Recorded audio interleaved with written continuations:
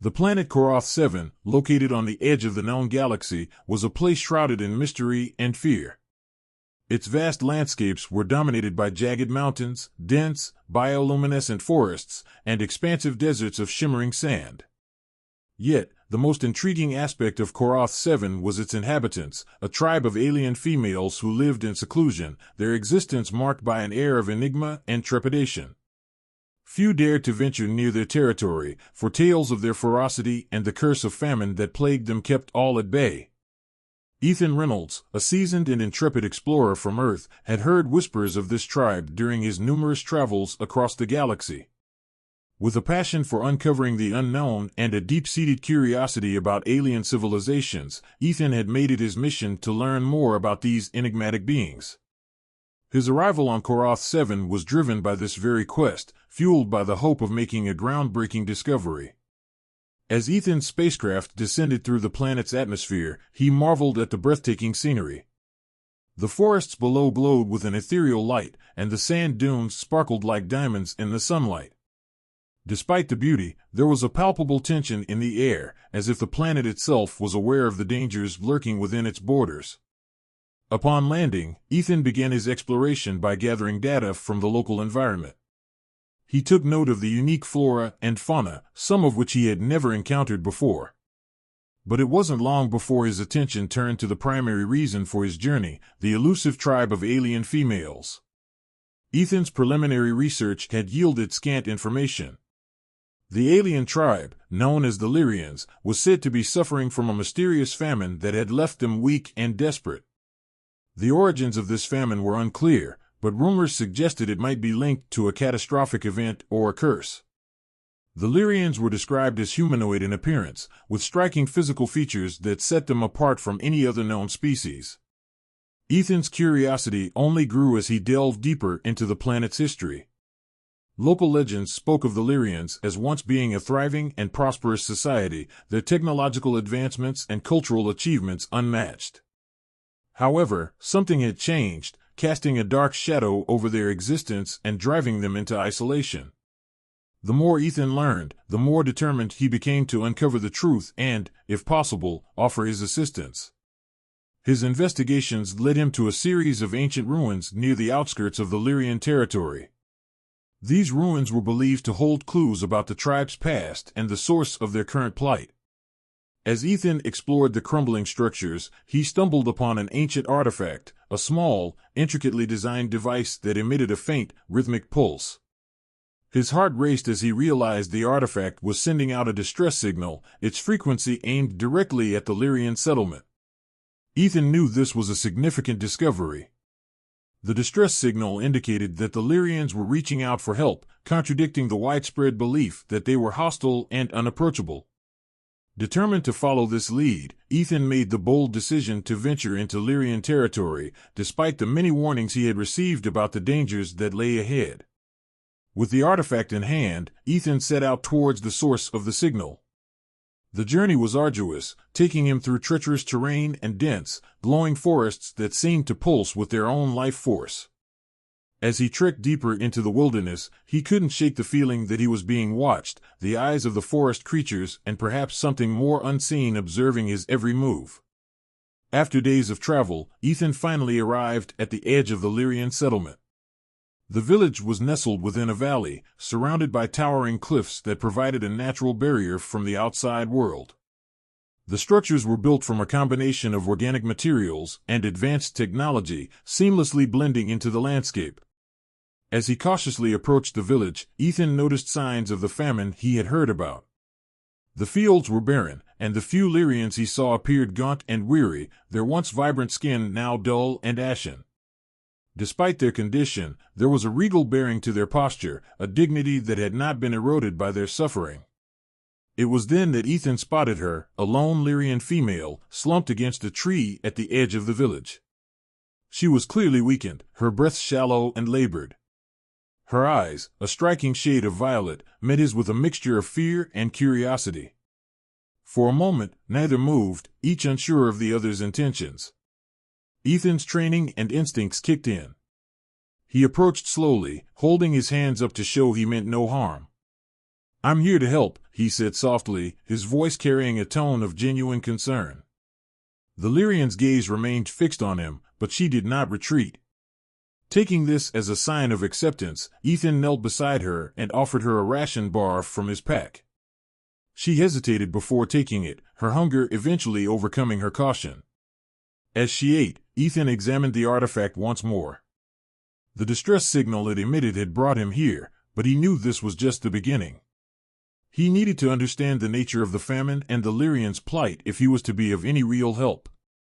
He looked back at the Lyrian female, who was now watching him with a spark of hope in her eyes. "I need to speak with your leader," Ethan said gently. "Can you take me to her?"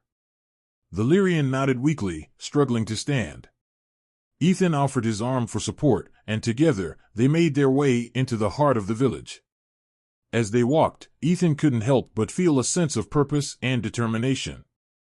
He had come to Koroth 7 seeking knowledge and adventure, but now he found himself driven by a deeper mission, to aid those in need and uncover the truth behind their suffering. Upon reaching the center of the village, they were met by a group of Lyrians, their expressions a mixture of suspicion and curiosity. At their forefront stood a tall, imposing figure adorned in intricate robes that spoke of her status. Her eyes, the same violet hue as the female beside Ethan, held a commanding presence.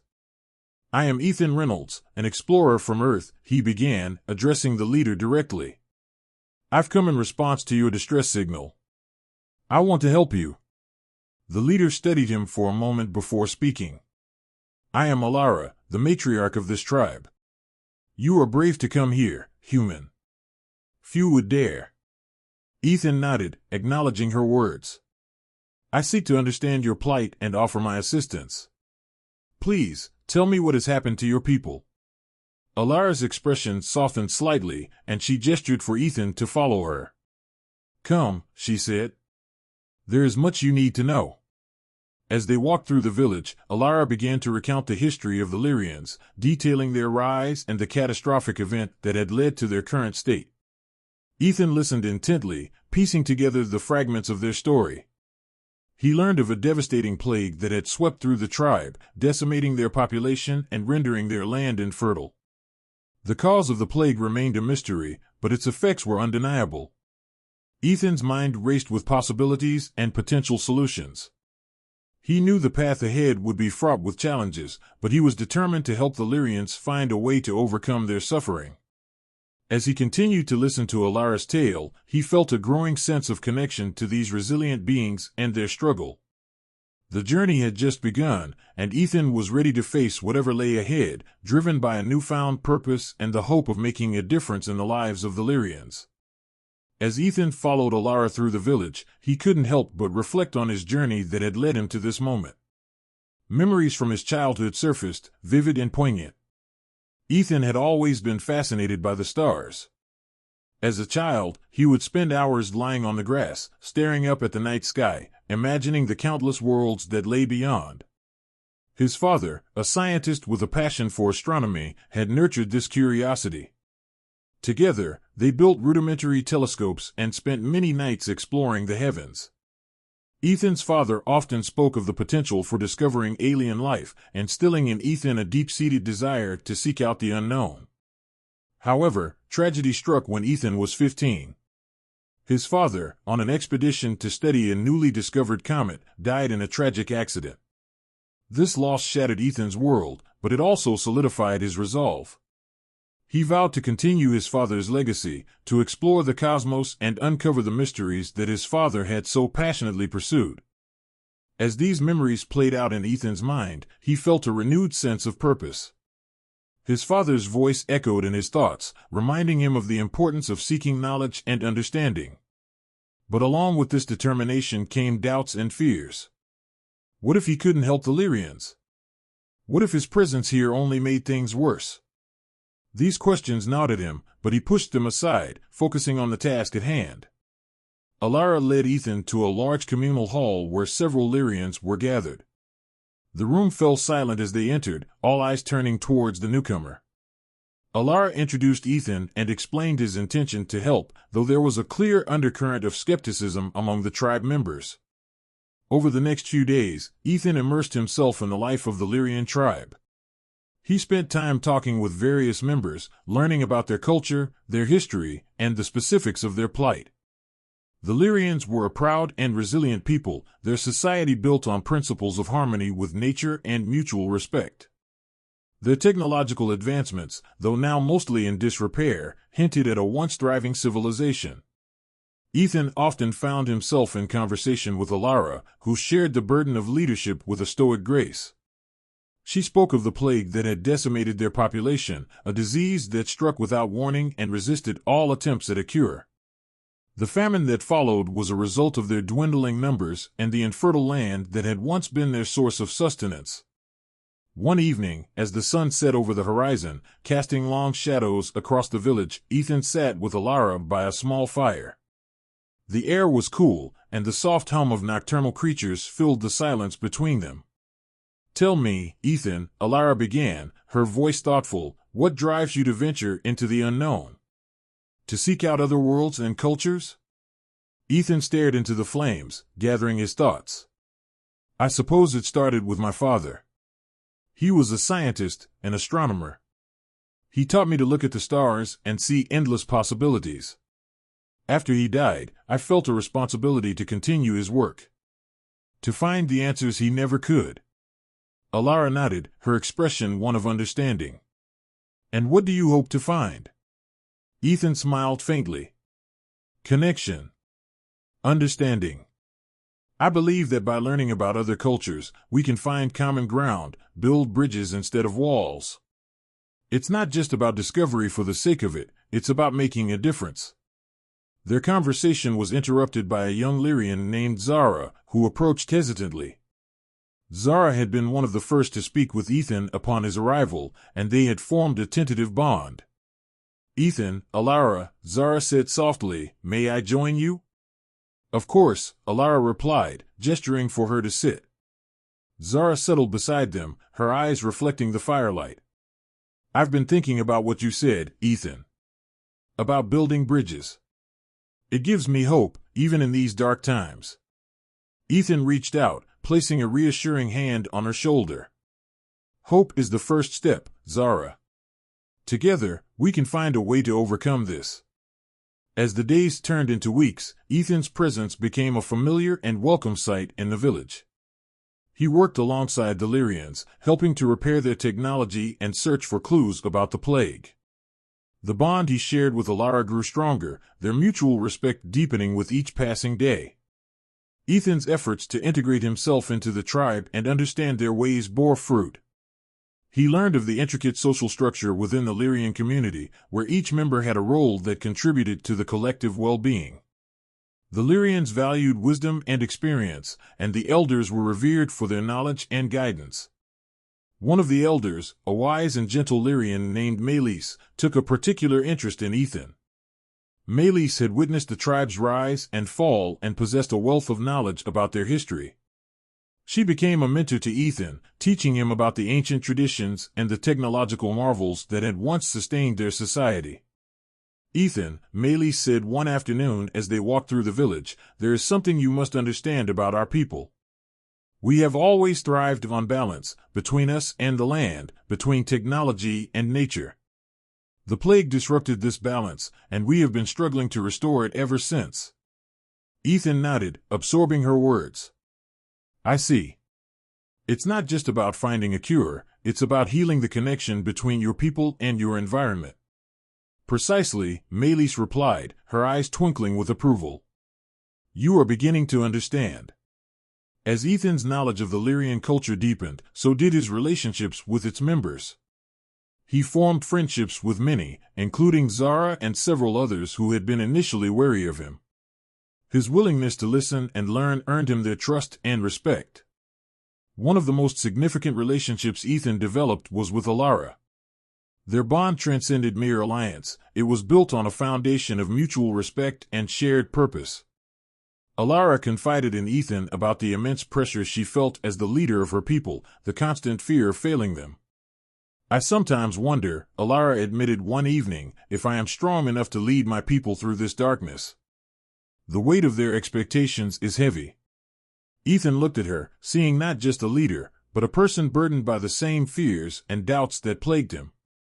Leadership isn't about having all the answers, Alara. It's about being there for your people, guiding them through the uncertainty. And you are doing that. You're stronger than you realize.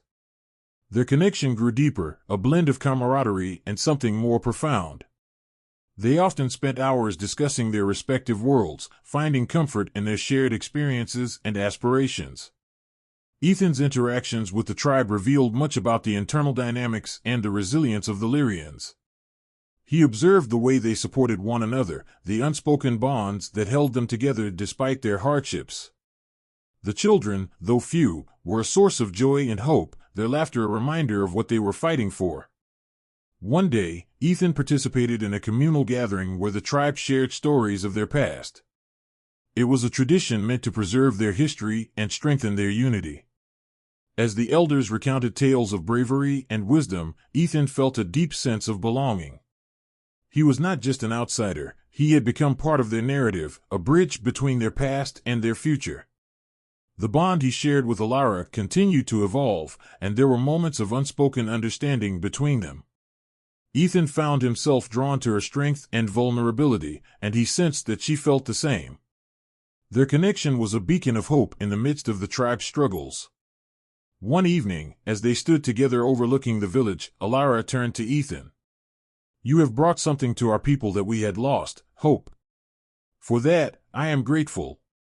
Ethan smiled, his heart full. "And you have shown me the importance of community, of fighting for those you care about. We are in this together, Alara."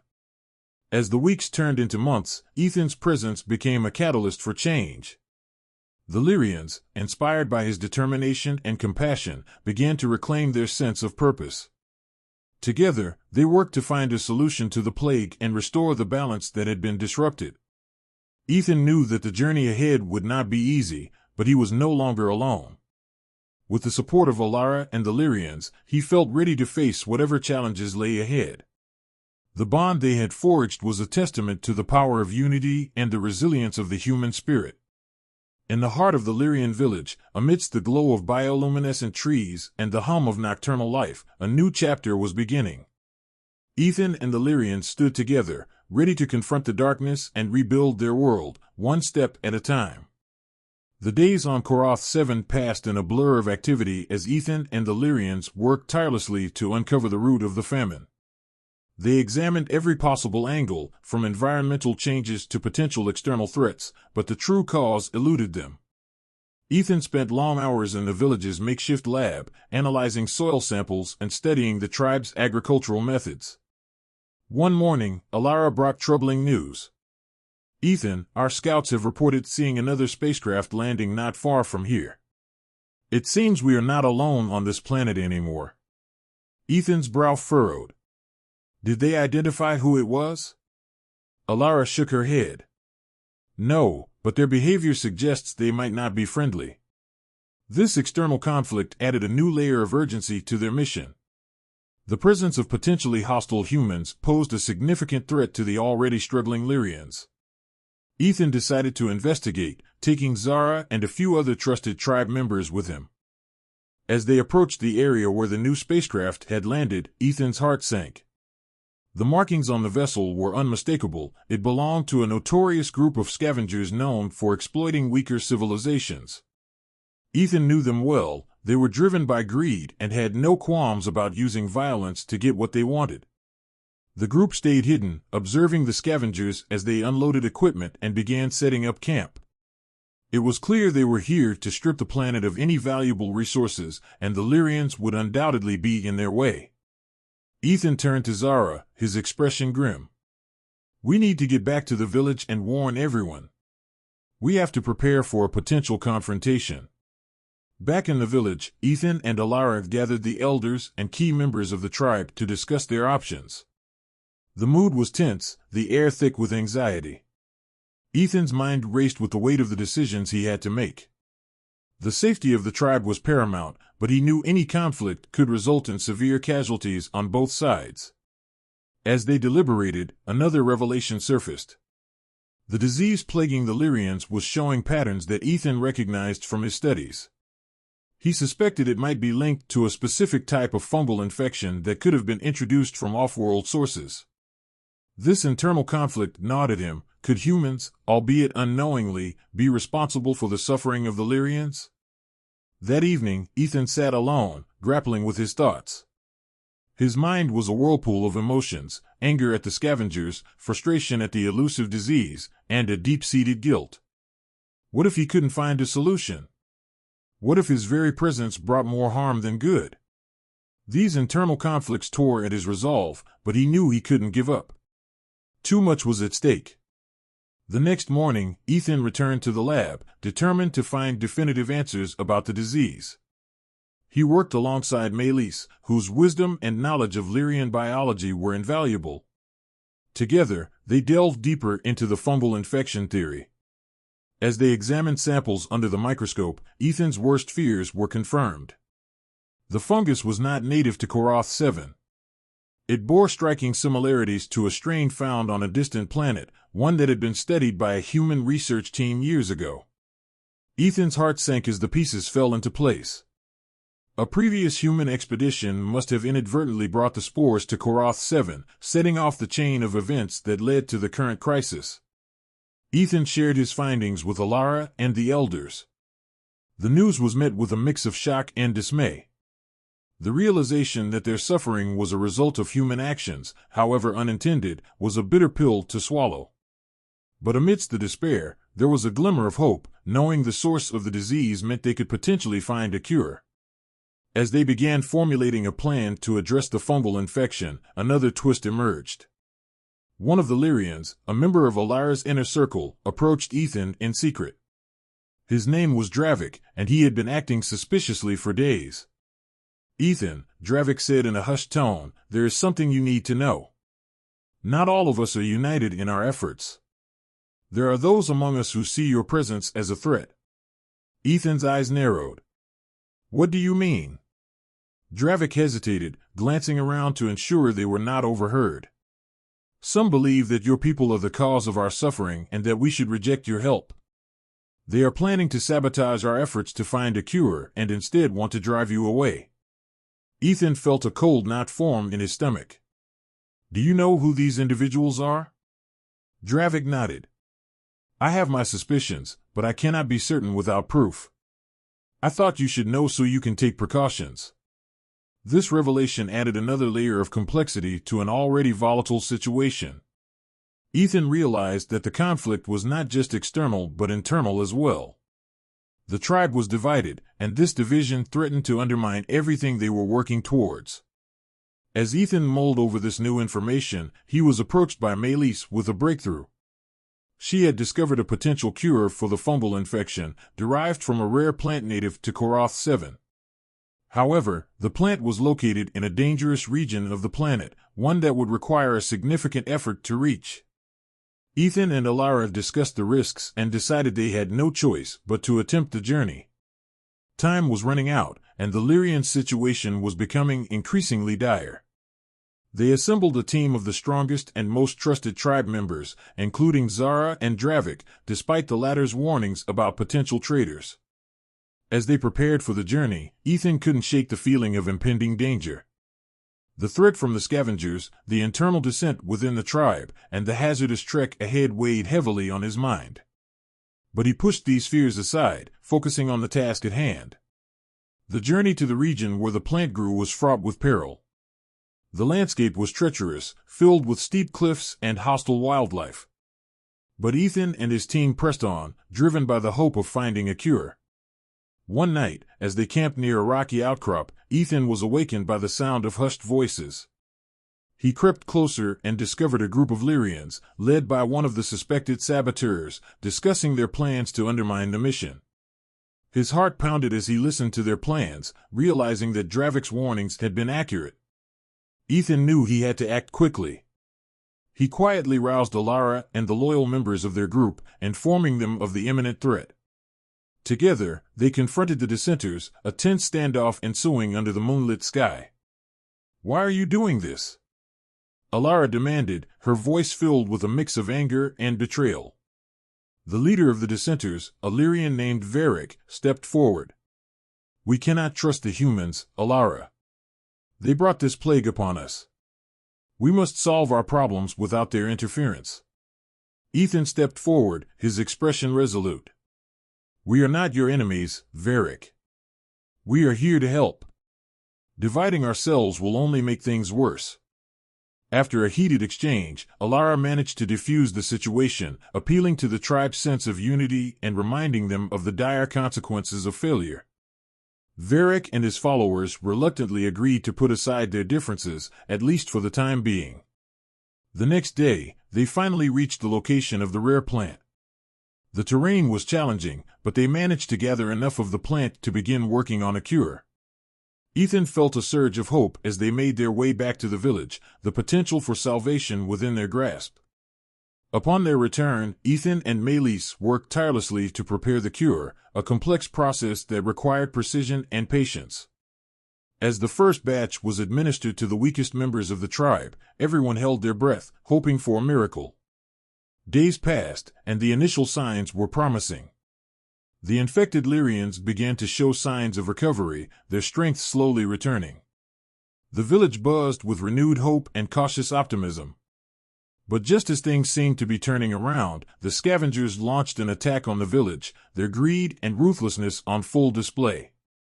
Ethan and the Lyrians fought bravely to defend their home, but the battle was fierce and costly. In the midst of the chaos, Ethan found himself face to face with the leader of the scavengers, a man named Rax. The two men clashed, their fight a brutal testament to the stakes involved. Ethan's determination and the support of the Lyrians ultimately prevailed. The scavengers were driven off, but not without significant losses.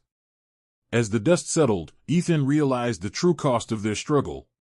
Exhausted but victorious, Ethan and Alara stood amidst the ruins of their village, the surviving Lyrians gathering around them. They had faced numerous conflicts, both external and internal, and had come through stronger and more united. The potential cure had given them a fighting chance, but the journey was far from over. Ethan knew that there would be more challenges ahead, but he also knew that together, they could overcome anything. With a renewed sense of purpose and the support of his newfound family, Ethan was ready to face whatever the future held. The bonds they had forged and the lessons they had learned would guide them as they continued their quest for survival and unity on Korath 7. The Lyrian village, though battered and scarred from the recent conflict, was a hive of activity as the tribe worked together to rebuild. Ethan, exhausted but resolute, stood at the center of it all, coordinating efforts and ensuring the cure was distributed to those in need. The first signs of recovery had brought a sense of hope, but the threat from the scavengers still loomed large. As Ethan and Alara surveyed the village, they received alarming news from a scout. The scavengers were regrouping and preparing for a final assault. This time, it was clear they intended to wipe out the Lyrians and take whatever they could from the planet. The urgency of the situation hit Ethan like a blow. They needed to defend the village while continuing to administer the cure. Ethan called a meeting with the elders and key members of the tribe. "We have to prepare for the worst," he said, his voice steady despite the tension. "We need to fortify our defenses and ensure everyone who can fight is ready." Alara nodded, her expression determined. "We will not let them destroy what we have fought so hard to protect." As preparations were underway, Ethan worked tirelessly to finalize the cure with Maelys. Time was of the essence, and every moment counted. The Lyrians were not warriors by nature, but their resilience and the desire to protect their home gave them strength. The village buzzed with a mix of fear and determination as they braced for the imminent attack. The day of the confrontation arrived with an eerie stillness in the air. The sun had barely risen when the first signs of the scavengers appeared on the horizon. Ethan stood at the front lines, flanked by Alara and Zara. The Lyrians, armed with makeshift weapons and their unyielding spirit, prepared to face their enemies. The battle erupted with a ferocity that shook the very ground. The scavengers, armed to the teeth, clashed with the Lyrians in a chaotic melee. Ethan fought with everything he had, using his training and experience to protect the tribe. Alara moved with a grace and strength that belied her slender frame, inspiring those around her to fight on. In the midst of the chaos, Ethan spotted Rex, the leader of the scavengers, directing his men with ruthless efficiency. Their eyes met across the battlefield, and Ethan knew that the outcome of their personal duel could very well determine the fate of the village. With a roar, Ethan charged towards Rex, their confrontation a brutal and desperate struggle. The clash of metal and the cries of battle filled the air as they fought. Rex was a formidable opponent, but Ethan's resolve and the thought of what was at stake gave him an edge. The fight reached a fever pitch, each blow exchanged with deadly intent. At a critical moment, Ethan was struck hard and fell to the ground, dazed and bleeding. As Rex raised his weapon for the final blow, Ethan's thoughts raced. He could see the village behind him, the faces of the Lyrians he had come to care for. With a surge of adrenaline, he rolled to the side, grabbing a nearby weapon and striking Rex with all his might. The blow landed true, and Rex fell, defeated. But there was no time for relief. Ethan staggered to his feet, looking around to see the tide of the battle. The Lyrians, spurred on by Ethan's victory, fought with renewed vigor. The scavengers, realizing their leader had fallen, began to retreat, their resolve broken. The battle was over, but the cost was high. Many Lyrians lay wounded or worse, and the village was in ruins. Ethan, despite his injuries, helped tend to the wounded, ensuring the cure was administered to those who needed it most. The immediate threat was gone, but the impact of the battle would linger. As the dust settled, the tribe gathered to mourn their losses and celebrate their survival. Ethan stood with Alara, reflecting on the events that had brought them to this point. The bond between them had grown stronger through the trials they had faced, and the mutual respect and affection were evident in their shared gaze. In the following days, the recovery began in earnest. The cure, now fully prepared and distributed, showed remarkable results. The Lyrians' health improved steadily, and the land began to show signs of fertility once more. The once desolate fields started to sprout with new life, a symbol of the tribe's resilience and hope. Ethan found himself reflecting on his journey and the choices he had made. He had come to Koroth 7 seeking discovery, but had found something far more profound, a purpose and a people worth fighting for. The Lyrians' acceptance and trust had given him a sense of belonging he hadn't felt since his father's death. As the village rebuilt, Ethan and Alara spent many evenings discussing the future. They spoke of the need for stronger defenses, better alliances, and the importance of preserving their culture while embracing necessary changes. The relationship between humans and Lyrians was at a pivotal point, and Ethan knew that mutual respect and understanding would be key to their coexistence. One evening, as the sun set in a blaze of colors over the horizon, Alara turned to Ethan. "You have brought hope and strength to our people, Ethan. For that, we are eternally grateful." Ethan smiled, his heart full. "And you have shown me the power of unity and resilience. Together, we can face whatever comes next." In the weeks that followed, a delegation from a nearby human colony arrived, drawn by the reports of Ethan's work and the tribe's plight. They came not as conquerors but as allies, offering aid and support in rebuilding the village and ensuring the Lyrians had the resources they needed to thrive. Ethan played a crucial role in these negotiations, bridging the gap between the two species. His experiences on Koroth 7 had given him a unique perspective, one that resonated with both humans and Lyrians. The foundations of a new alliance were laid, built on trust and a shared vision for the future. Years later, Koroth 7 had transformed into a symbol of interspecies cooperation. The once isolated Lyrian tribe now thrived, their village bustling with life and activity. The scars of the past had not been forgotten, but they had become a part of the rich tapestry that defined their resilience. Ethan, now a respected figure among both humans and Lyrians, continued his work as an explorer and mediator. His efforts had paved the way for numerous successful collaborations, fostering a sense of unity across the galaxy. The bonds he had formed on Koroth 7 served as a reminder of the power of empathy and understanding. On a quiet evening, as Ethan stood at the edge of the village, looking out over the thriving fields, Alara joined him. Together, they watched the sunset, the colors painting the sky in shades of hope and promise. "Thank you, Ethan," Alara said softly, her voice filled with emotion. For everything. Ethan took her hand, their fingers entwining. No, Alara. Thank you. For giving me a place to belong and a purpose to fight for. As the sun dipped below the horizon, they stood side by side, ready to face whatever the future held. Their journey had been one of struggle and triumph, but it had led them to a place of peace and possibility. And in that moment, they knew that together, they could achieve anything.